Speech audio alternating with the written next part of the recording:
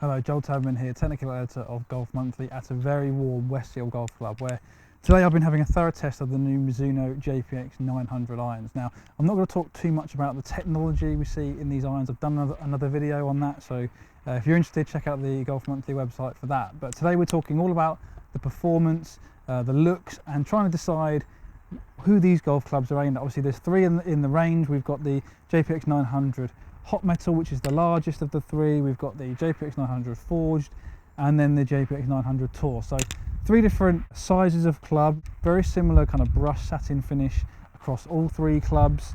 I can very much see golfers mixing and matching from these clubs. Obviously, very similar blade length across all three.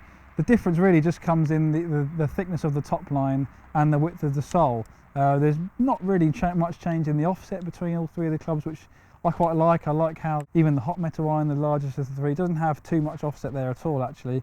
So very much models that can be blended together within a set, which I like. So like I said, I've been having a thorough hit with them today on the Foresight Sports GT2. I've only been testing properly the JPX 900 Tour and the Forged model because the JPX 900 Hot Metal samples available are only in regular shafts, so that's no good for me. So I did have a hit with this, but I didn't collect any data with these. We've got the JPX 900 Tour, which is the smallest in the Dynamic Gold AMT S300 shaft, so ascending mass technology. So as we know, with that technology, the shafts in the longer irons are lighter, going to help launch the ball a little bit higher and then move progressively heavier through the set. Mizuno always keen to implement new shafts as and when they get launched into their new clubs, and they've launched another one, included another one, sorry, I should say, with the JPX 900 Forge model, which I've also been testing in the form of this Project X LZ, which stands for loading zone. So this is another new shaft launched recently. You can see, well, you can feel how it's got this kind of step design, this kind of bumpy design here at the top of the shaft. That's just going to help that section load the shaft a bit better in the swing, give you a little bit more club head speed. So we've got both of them in standard stiff, not custom fitted for me, just the standard length of shaft. Let's have a look at the data to see what the numbers tell us.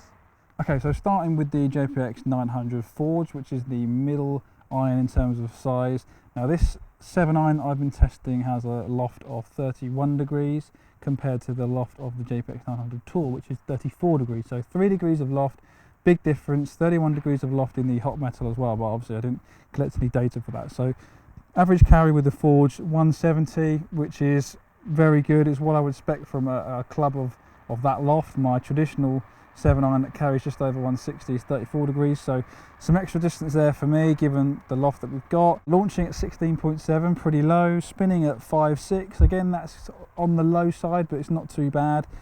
Dispersion very tight, just under 2 yards offline, so certainly found this to be very easy to hit. Feel very soft indeed, as you'd expect from Mizuno club.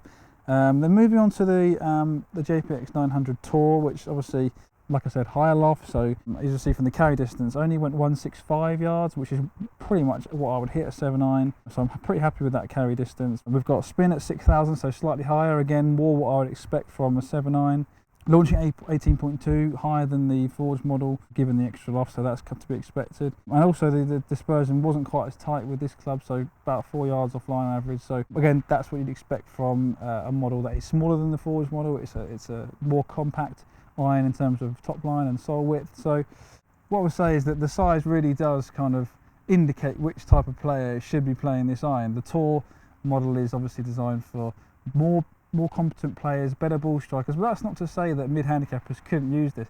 This club is a very forgiving iron. There's a lot of help there on off-centre hits. Like I said, if you look at my front and back dispersion, the side-to-side dispersion is pretty good as well, even with this Tour model. There's clearly a lot of help there on off-centre hits. The feel is absolutely fantastic. This is a grain flow Forged club, so soft feel is a given from this club. Excellent trajectory control as well. You look at the ball flight, very consistent ball flight. So yeah, very impressed with that. Could easily see myself putting those in the bag.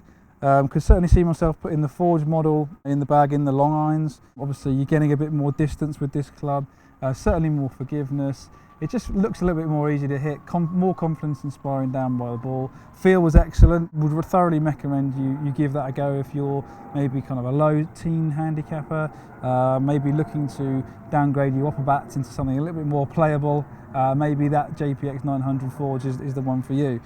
Did have a hit with the JPX 900 Hot Metal. Obviously It's not in my spec, it was a regular shaft, it's 31 degrees of loft, was carrying it well over 170, even though the shaft was nowhere near right for me. So I think if I did have the right shaft in that club, I'd get even more distance from it. What I like actually about the JPX 900 hot metal is that it's not an oversized, it's not a chunky looking club by any means. It still has a traditional shape and look to it. It's just a little bit on the thick side in terms of the sole and the top line. So a very appealing shape in all three irons.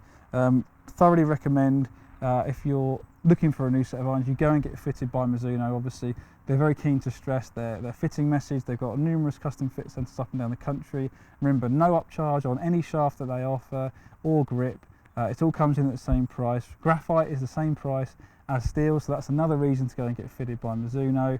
Obviously they've got the shaft optimizer technology, so in just 3 swings they can recommend 3 shafts that are going to suit your game. It really is a question of going and get fitted, trying the 3 heads, seeing which one works best for your game, and hopefully you should hit better iron shots.